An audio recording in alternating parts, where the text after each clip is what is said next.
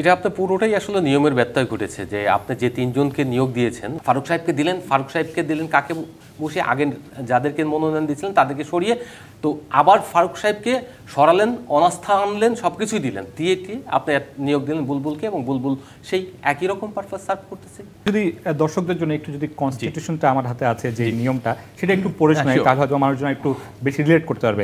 Bangladesh cricket বোর্ডের সভাপতি দেশের খ্যাতনামা ক্রিকেটার বা প্রখ্যাত ক্রিকেট সংগঠকদের মধ্যে থেকে সর্বোচ্চ 5 সদস্য বিশিষ্ট একটি উপদেষ্টা কমিটি গঠন করিতে পারিবেন। বাংলাদেশ ক্রিকেট বোর্ডের সভাপতি এই উপদেষ্টা কমিটির সদস্যদের নিকট হইতে প্রয়োজনীয় উপদেশ ও পরামর্শ গ্রহণ করবেন। বাংলাদেশ ক্রিকেট বোর্ডের সভাপতি প্রয়োজনীয় উপদেষ্টা কমিটির যে কোনো সদস্যকে অথবা সকল সদস্যকে বাংলাদেশ ক্রিকেট বোর্ডের পরিচালনা পরিষদের সভায় উপস্থিত থাকিবার জন্য আমন্ত্রণ করিতে পারিবেন, তবে উপদেষ্টা কমিটির কোনো ভোটাধিকার থাকিবে না। বাংলাদেশ ক্রিকেট বোর্ডের সভাপতি প্রয়োজনীয় এই কমিটির যে কোনো সদস্যকে অথবা সকল সদস্যকে যে কোনো স্থায়ী কমিটিতে অন্তর্ভুক্ত করতে পারিবেন।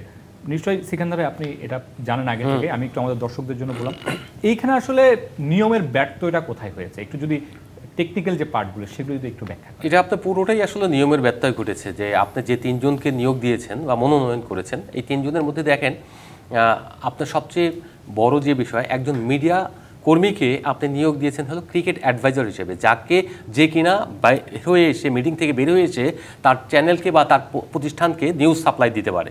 হ্যাঁ, প্রথমত এটা একটা কন্ট্রাডিক্টরি এবং কনফ্লিক্ট আপনি করেছেন। All time Roma. Taste it, love it. দ্বিতীয়ত হচ্ছে ওনাকে আপনি মিডিয়া কনসালটেন্ট বানিয়ে দিতে পারতেন, অ্যাডভাইজার বানিয়ে দিতে পারতেন, বা এইরকম রিলেটেড বা অনলাইন রিলেটেড কোনো কিছু আপনি বানাতে পারতেন। কিন্তু আপনি যখন ক্রিকেট অ্যাডভাইজার বানান, ক্রিকেটার ছাড়া অর্থাৎ ইন্টারন্যাশনাল ক্রিকেটার যেটা বলা হচ্ছে গঠনতন্ত্রে, যে খ্যাতিমান ক্রিকেটার, খ্যাতিমান কারা?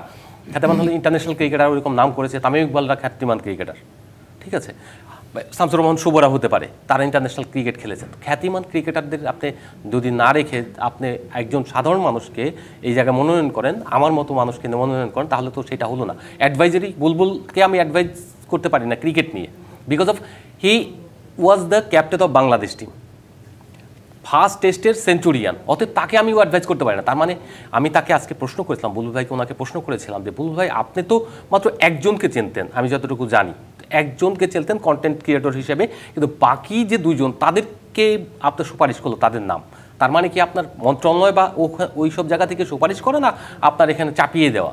তিনি একটা কথা বলেছেন যে এখানে মানে চাপিয়ে দিয়ে না, বিষয়টা হলো যে আমরা মিলেমিশে করেছি, দুই পক্ষের একটা সমঝোতায় করেছি। তার মানে হচ্ছে যে আপনি যখন বাংলাদেশ ক্রিকেট বোর্ডের সভাপতি হলেন, আপনি যখন একটা প্রতিষ্ঠানের মাধ্যমে আসলেন, তার মানে আপনি তাদের পারপাস সার্ভ করতে আসলেন, আপনি ক্রিকেটের পারপাস সার্ভ করতে আসেননি, আপনি আসছেন মেইনলি তাদের পারপাস সার্ভ করতেন। That is not good thing for Bangladesh cricket.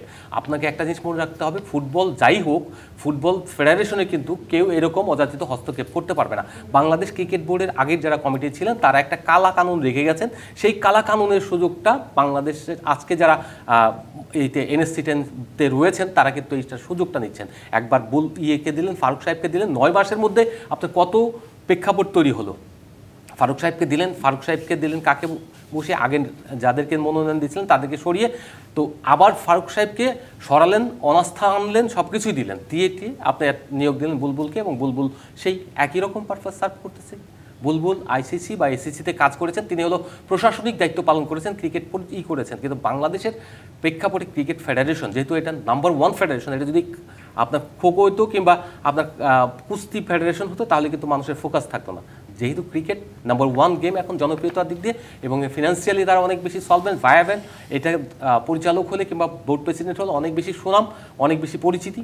So আপনার যখন এইগুলি থাকবে তখন এইগুলি লুক্রেটিভ, এই জিনিসগুলি নেওয়ার জন্য যেমন তারা আসেন, এবং তারা এইটাকে স্ট্যান্ড না করতে পারা, একজন ক্রিকেটারের হিসেবে যদি বুলবুল ভাই এটাকে স্ট্যান্ড না করতে পারেন, এটাকে যদি সাস্টেন না করাতে পারেন এবং তার সিদ্ধান্তকে তিনি বলবৎ না রাখতে পারেন, অন্যের পেশারে করেন, তাহলে বাংলাদেশের ক্রিকেটারদের আমি মনে করি সংগঠক না হওয়াই ভালো।